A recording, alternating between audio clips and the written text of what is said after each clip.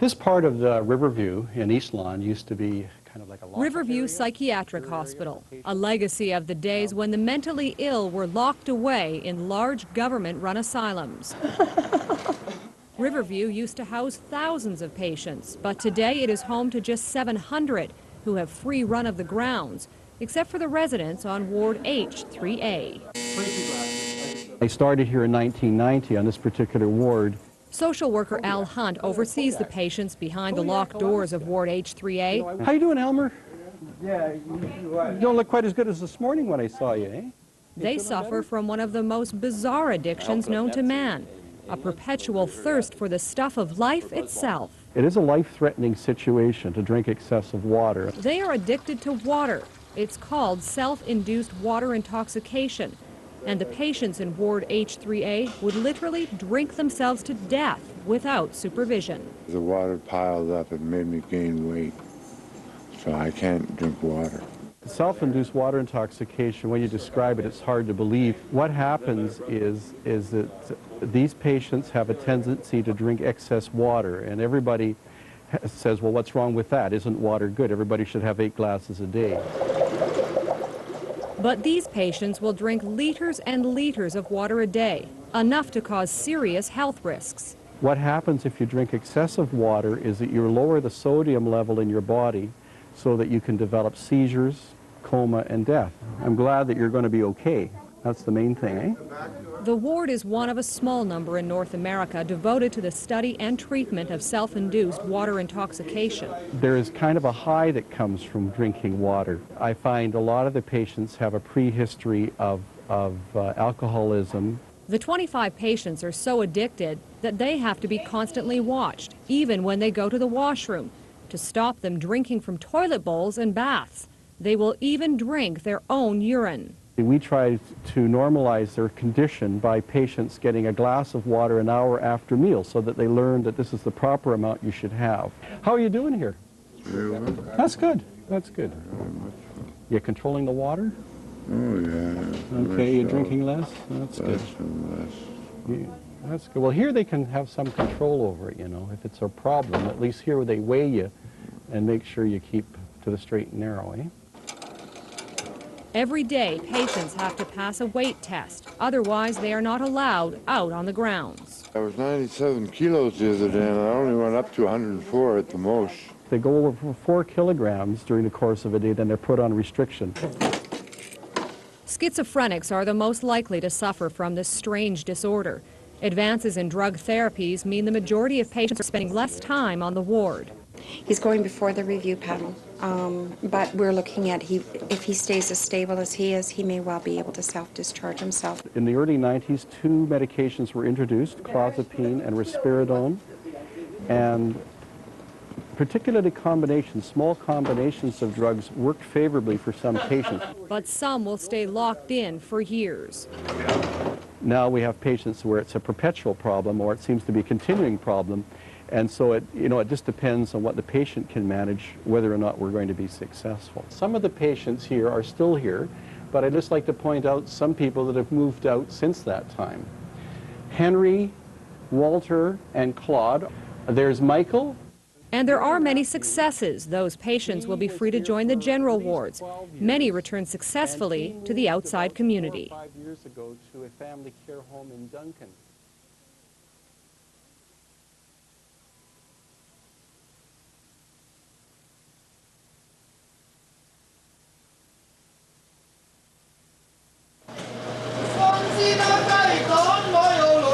For more than a century, Vancouver's Chinatown has been spiritual home and gateway to Canadians of Chinese descent. It is also a world-renowned tourist destination in decline.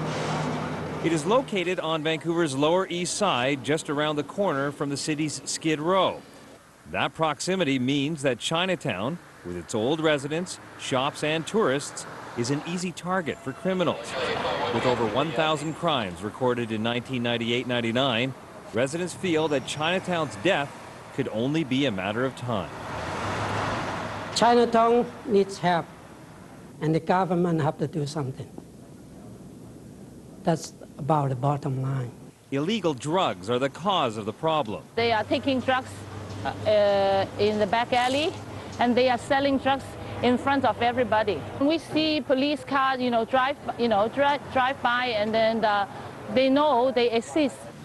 And all this just blocks from Vancouver's largest police station. To maintain the safe environment in Chinatown, we have to hire extra security. This is Chinatown security in training. Okay.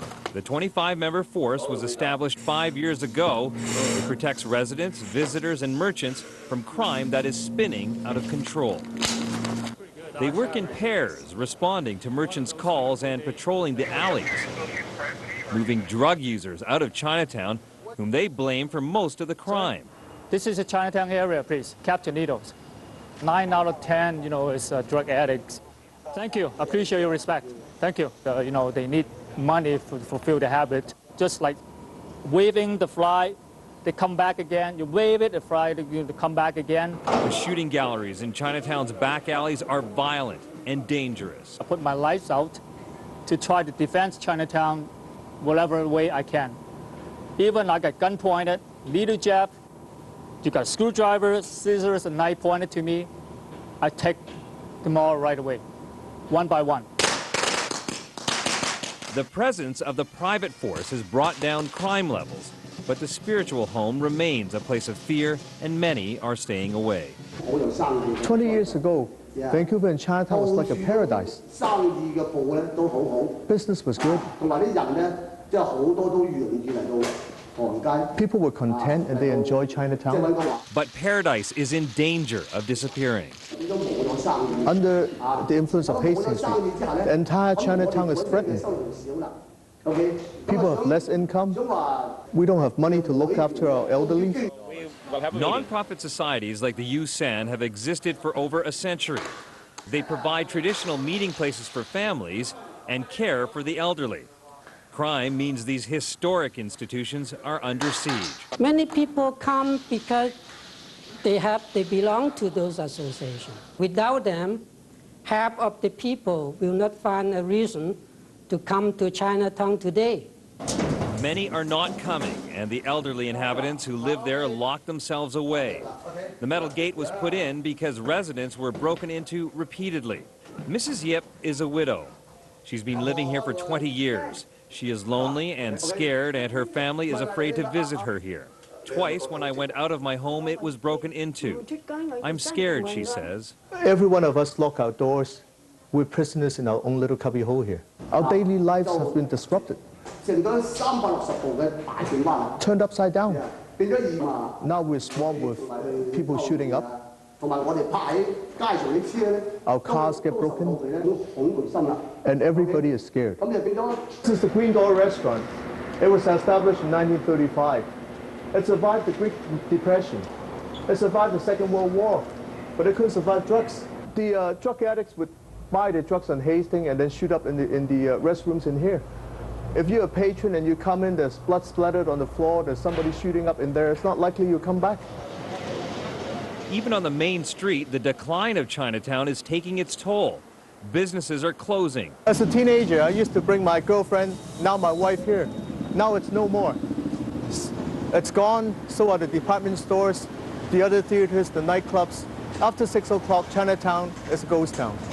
Chinatown was popular with both locals and tourists, but they are starting to go to the newer, safer areas, away from the sites of drug abuse and the risk of being robbed. Chinatown in a city is very important, but because of the crime, people won't come, and Chinatown will be dead. But it is more than just tourist dollars that the city will lose if Chinatown dies. Over 2,000 families rely directly on Chinatown for their living. Many of these people are minimum wage workers. They don't speak much English, and it'll be difficult for them to find employment elsewhere. Once Chinatown collapses, these people will have nowhere to go but onto the welfare roll. It is going to take a commitment from various government agencies to get the problem under control. The merchants are getting together. They want help from the federal government, the provincial government, and the city. But until this happens, Mrs. Yip and the elderly residents of the U-San Society will remain prisoners in their traditional home, Chinatown.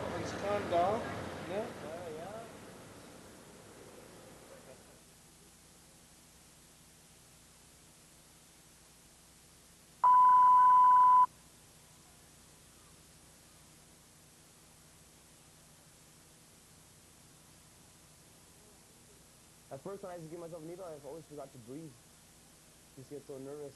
This is the hardest part at first, getting used to doing this. When Raj discovered his kidneys were shutting down, his world became one of needles. Can't forget these. And medications. 3 times every week, he spends 4 painful hours on dialysis. The treatment takes over some of the work of the kidneys, removing poisons from the body. Without this machine, Raj would die. I didn't understand, like, why was I being punished like this? And that's what I thought, and that's the only time I cried. But for Raj, a kidney transplant is a new chance at life. I thought, I wouldn't need a transplant right away. Even if it comes to dialysis, I would be able to handle it. But now I don't know how long I could do dialysis without it getting to me. Okay, don't cry. Hey, Daisy boy. That's about our greeting is, hey, how's it going? The person who will attempt to save Raj's life is his cousin Rob, who has agreed to donate one of his kidneys. Rob is a good genetic match and is physically and mentally strong. This combination is rare. To me, it's why not do it? I mean, it's somebody needs a kidney, and what's the alternative? To let the person suffer and, face death? I have no problems giving. I give happily. I'm checking in for surgery. They told me to come up. But while keen to save Raj, Rob's mother is a little wary. In a sense, to her, I guess it's a part of me is dying. It's my mortality. Yeah, I'm questioning it, right? I know to appreciate what he's giving me. He's giving me a lot tomorrow. Removing a kidney is major surgery, and the operation is much harder on the living donor than on the recipient. Currently, Canada has one of the lowest organ donation rates in the Western world.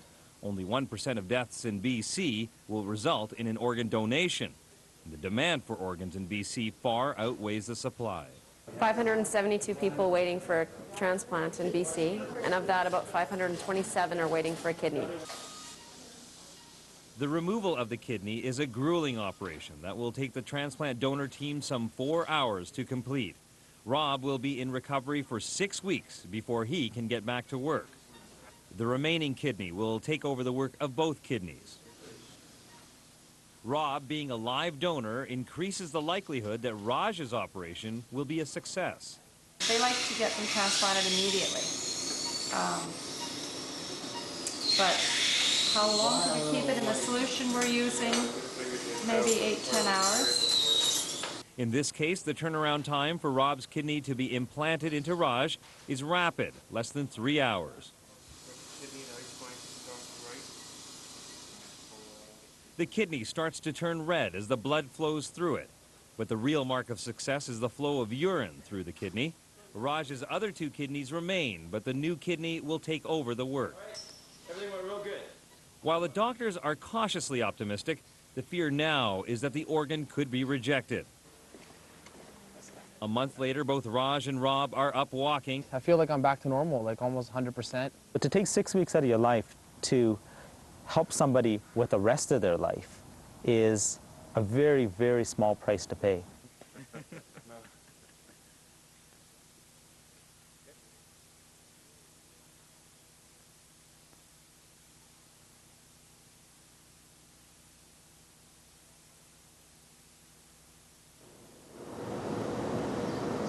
Hummingbirds just love that flower. The tranquil gardens of Riverview Hospital. Patient Dale enjoys her life here, tending to the flowers and enjoying their beauty. She fears that tranquility is about to be shattered. They're trying to push me into bus trips, and I won't go. I refuse to go on any of the bus outings because I feel they're trying to push me into a boarding home. Patients with mental disabilities are encouraged to leave the secure surroundings of Vancouver's Riverview Hospital to live on the outside. Some 5,000 patients used to walk these grounds.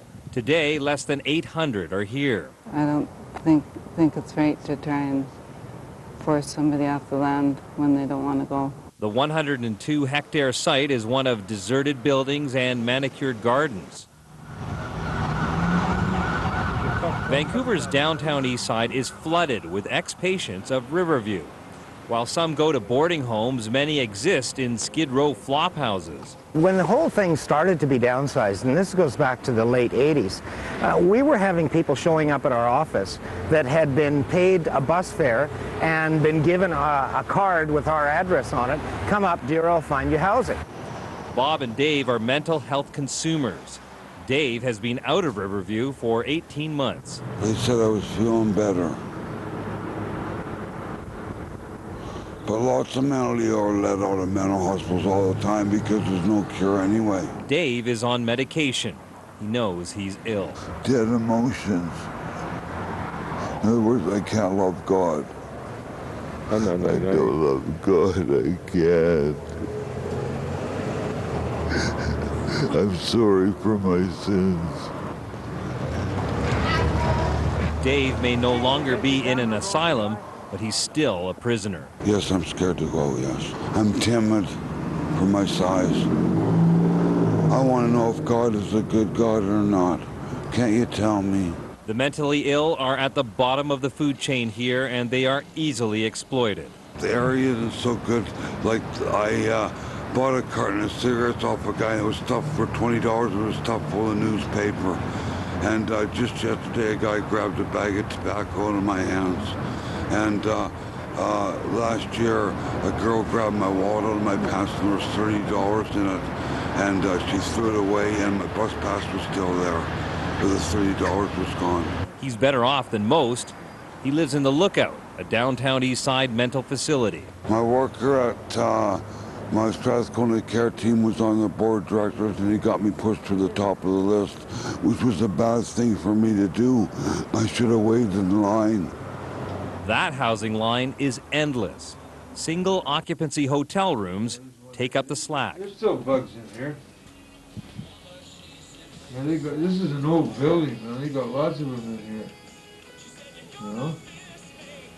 I mean, where are they supposed to go? They can't find a place to live on the other side of town either. So they come down here. Even these hotel rooms are scarce. A vacancy often means the tenant has died. I was on the street for 4 days. The guy that was here before me, he died about on July 22nd. He died, and he was a friend of mine too. And he's gone, so I got his room.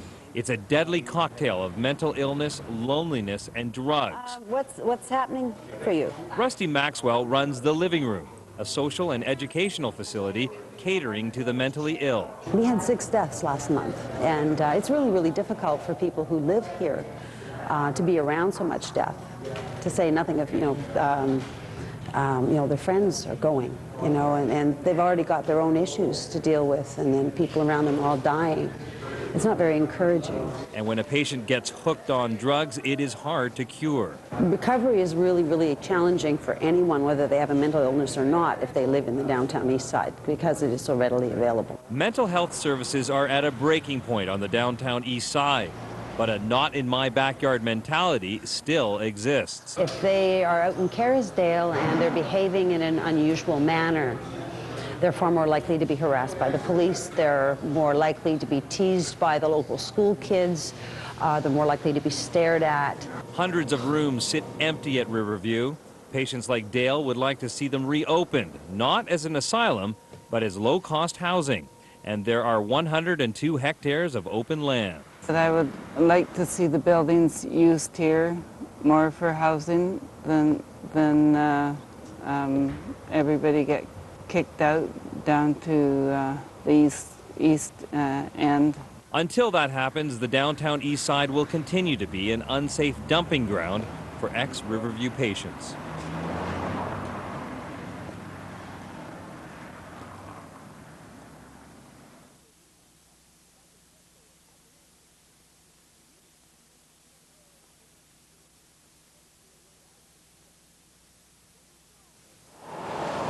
The Shaughnessy Golf and Country Club, one of Vancouver's most exclusive. The price of admission here is high, some $40,000. It's close to the University of British Columbia, in the prestigious southwest of the city.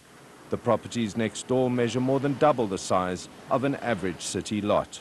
This general area has to be one of the nicest, one of the most exclusive this side of Rosedale in Toronto. And all of it sits on land owned by the Musqueam Band. It is a very desirable area. The people that live in this part of town, are professionals, are doctors, lawyers, entrepreneurs, professors, etc. Professionals who have been in a fight with their landlords, a fight that's been going on for 4 years. Willing to pay a reasonable increase, but not 7,000%. The lots in dispute here are owned by the Musqueam, but held in trust by the Crown. By law, they are supposed to be administered in the best interest of the Musqueam. But for the last 30 years, the rents were fixed at prices far below the standard for Vancouver. The average payments over the 30 years worked out to about $455. A year? A year. They're hollering and saying, oh, it's unfair that the Musqueam Indian Band is raising our rent to 7,000%. But if you look at it, 7,000% of what? 7,000% of nothing is nothing. If the rent reviews had been, say, every 5 years, as they typically are for commercial leases, the band would have gotten a considerable amount more rent than they have over the past 30 years. I wouldn't want to guess at the millions, but we could work that calculation, but it would be in the millions, I suspect.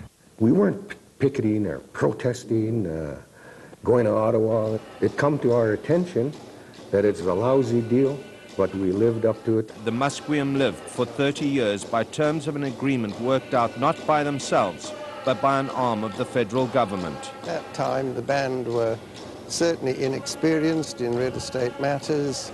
They had no particular team of advisors, and so they were pretty well in the hands of the Department of Indian Affairs. Then band chief Willard Sparrow asked Philip White to advise the band council on the terms of the lease. I was given a deadline to produce the report by April the 30th of 1964. It wasn't until April the 29th of 64 that the Department of Indian Affairs let me see the lease which they'd been negotiating. White's report branded the deal a bad one for the Musqueam, but it was too late, and the government partnered with a developer to subdivide the land and sell it off as single-family dwellings. The developer wouldn't come to the Musqueam Indian Band. They would go to the Department of Indian Affairs. And then they'd bring it down to the Musqueam Indian Band, mark the X where you would get the chief and council of the day to sign it. In 1995, the rent cap on the leases came to an end. By the terms of the department's own contract, rents now climb to 6% of current land value. The 6% mentioned in the lease applicable here is at the lower end of the range. 94, 95. They were going extremely fast. I mean, you put a sign up in the front yard and you get $1 million in a week. This particular home was located on the 6400 block of Angus Drive in Vancouver. It's approximately 5,400 square feet, and the lot is about 71 by 119 feet.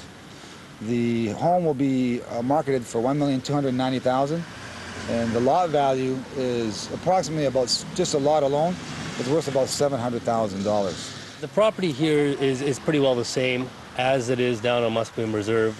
You know, your location here is as equally as good as it is down there. But the tenants and the landlords could not agree about the value of the properties. And as per terms and conditions of the lease, it went to the federal judge to determine the rental rate or value of the land. And at the trial division, the value of the land was set at 50% of non-reserve land. The tenants argued that the value was not as high as nearby properties because they were on a reserve. They claimed that uncertainty about taxes, native self-government and servicing devalued the land. Therefore, we were awarded $10,000 a lot. which naturally we weren't happy with at the time, so we appealed that decision. Land is land. Does this land look any different than any other?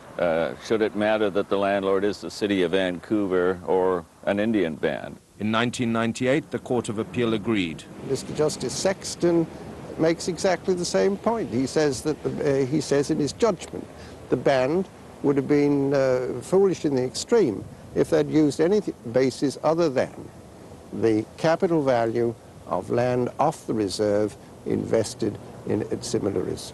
The decision basically said that the land is just as valuable as land across the street or whatever, and which we were naturally pleased with that decision. That was in 1998, but the band had started warning tenants of looming increases as early as 1980.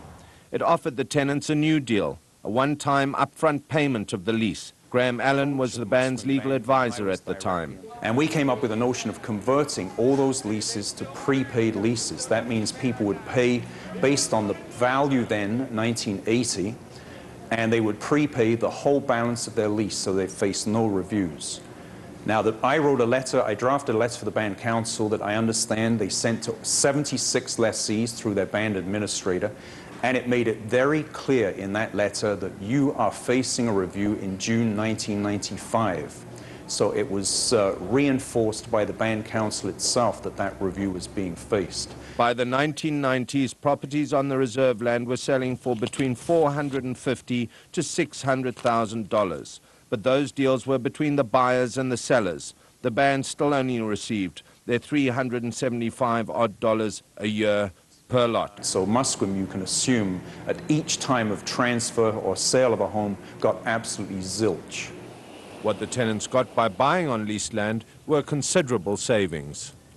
A comparison shows the extent of those savings. All factors being equal, between 1990 and 1993, residents of Musqueam land paid a little more than $31,000 a year, while normal city landowners with a mortgage paid almost $59,000. When the new rent increases are factored in, the leaseholders are still slightly ahead. You get a deal, but you don't get the same asset, because nobody is going to pay as much for a leasehold interest, which you cannot pass on generation to generation. In the heat of the battle, some tenants have stopped paying rent and taxes. Some haven't paid for more than a year. I don't think the city of Vancouver or any municipality, if you didn't pay your taxes for a year or something, or delinquent, they would act immediately. So yes, we have been lenient, contrary to what people have been saying about us. But we don't think it's realistic to entirely divorce your expectations from the ability of the leaseholders to pay. We're all human beings, we're neighbors, we live blocks from each other. You have to take into account what is possible. The Musqueam band doesn't have to follow the court decision to the maximum. It is the band's decision what to charge. And the band wants to charge what the law says is its right. For the past 30 years, the Musqueam standard of living has steadily declined. Band members couldn't afford to live like their tenants. Philip White warned that would be the case back in 1965. They had a very poor return on their investment for 30 years. No one then offered them any more. And it seems ironical now that the shoe is on the other foot, that they're being told you shouldn't or try to collect what the law says you're entitled to have. You take the city of Vancouver as probably the largest landlord in town, in BC, and they have similar leases. The opposition, the negative press that we're receiving, I don't think the city of Vancouver got it. I don't think the federal government got it. I don't think any other developer gets it when they do it. But it's unfortunate, and I do not understand why. Maybe it's just because we are Indians, that it's an Indian landlord, that it's unfair. But is it fair for other ones to do it and then unfair because we're Indians? I hope not. But that seems to be the situation. Anthony Demko, VTV News.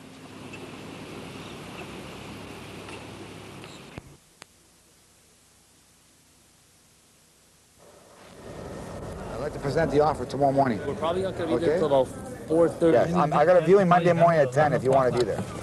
They say it's hell out there in the slow Vancouver real estate market. Not so for Holy House salesmen Rav Rampuri and Leonardo Di Francesco. The team sells churches, mosques, temples. For them, one might say, the market is, well, heavenly.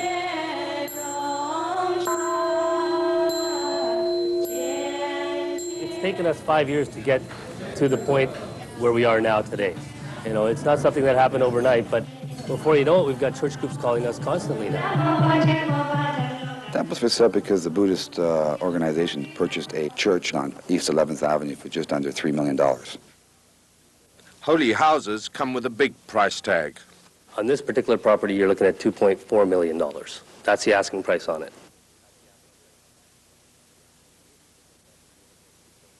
This is just the latest in a string of holy houses sold by the two. We're now standing in the building that the Buddhist monks will be occupying in the near future. They're waiting to sell their building, and once they've sold it, they'll be moving into this location. What sort of money are we talking about to buy a place like this? Just under $2.7 million. And for that, you not only get kitchens and bathrooms, but also a bowling alley. Part of the job is scouring for property. Yeah. Lenny, you got a card? We do have the Buddhist church, the one on Hastings Street that's available. You know the one? There's my card and number. Walking into all these different types of churches, it does give me a peaceful feeling, you know, very peaceful. And I get even a better feeling when I sign the offer. So it becomes very peaceful. This is more of a traditional type of church. If we had about 6 or 7 of these, we could sell them very easily. You purchased this for just over $1.2 million. Yes. And the way the market in the church market right now is, I feel that we can probably sell this for you for about $1.6 million. Just to make you feel more better, you've probably made yourself about $400,000 a year in the last year and a half. So, you know, do you want to list the property again and sign it now? Or? You will call us again? Oh, in the future. In the future. Yeah, that's good.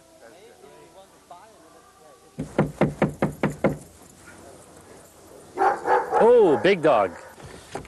Davide? Hi, is he safe? I see you've done some changes. Yes, we decided to put the bed in place of the altar. You've opened it up and had put a dining room table in the middle? Yeah, no, because the first Sunday that we woke up and we had all these pews lined up, it was rather scary.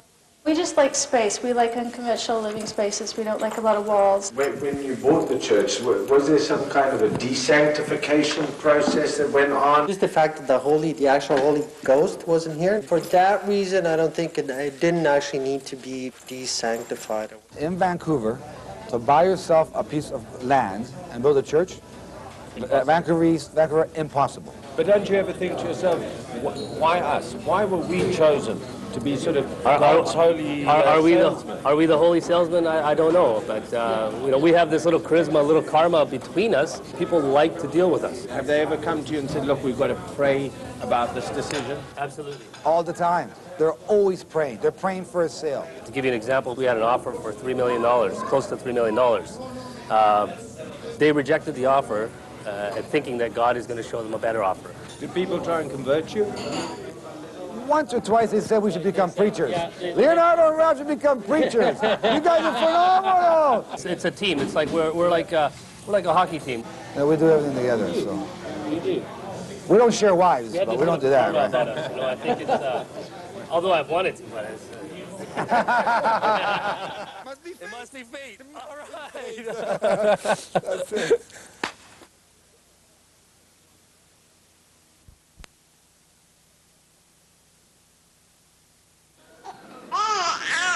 There's another baby. From the beginning, I always knew that something was wrong. There was some vibration inside that could tell me that nothing was normal inside at all. What wasn't normal was baby David's heart. Before he was born, Sonia and David were told he'd need a heart transplant to live. Is it something I ate, or is it something that I didn't? You know, is God punishing me for something? All these things go through your head. Transplants for kids aren't available in BC, but the other choices, terminate the pregnancy, bring baby home to die, or a surgical procedure with a low success rate, were all too terrible to think about. I could feel him, and feeling his hiccups. I can almost talk to him, and he would respond by kicking. And it was too much. A new heart for baby David would mean months away from home in California, and that would cost thousands of dollars. Even if I were to remain in Canada, there is no possible way that I would earn enough to provide all the things that are needed down here, all the non-medical costs, plus provide for myself in Canada. It would not be realistic. If I had to be back in British Columbia while Sonia was facing this here alone, I'm not sure what this would do to our marriage, to anyone's marriage. They needed help, and they got it from a man they didn't even know. 12-time Grammy Award winner David Foster writes and produces some of the biggest names in Hollywood. Celine Dion, Barbra Streisand, Whitney Houston. Every year for the past 14, Foster has come home to Victoria and brings famous names with him to stage fundraising events and all-star baseball games to raise money. And what we're saying is, here it is, man. If you're not a millionaire and you need help, we're giving you money. That's it, period. But while Foster raises the money, this woman gives it out. Lynn Mosley runs the David Foster Foundation out of a small office in Victoria. It makes all the difference, I think, when you can tell a family, don't worry about the money. We'll look after that. Don't worry about that part. Just focus on the child. And here is a complete stranger saying, don't worry, we're here for you, and everything's going to be okay. Baby David will have his best shot at life. He's going to Loma Linda in California, the finest facility of its kind. The operation takes several hours, and all hope for David's survival rests in the hands of Dr. Leonard Bailey and his team. The operation is a success, but within 2 months, complications set in. Baby David's aorta has started to narrow. He will need a second operation to save his life. You know, you feel like you want to run out there and get the baby back. It's the same thing when they're holding him down and they're poking needles in him. You want to tell them to step away from him, and you know he needs this. You know they're helping him, but it's agonizing. Baby David has to endure another grueling 4-hour operation. After long hours, the Eusebios are told the operation has gone smoothly. But his pulses are good. His feet are warm. I think he'll be all right. Okay? Thank you. Okay. Joyce.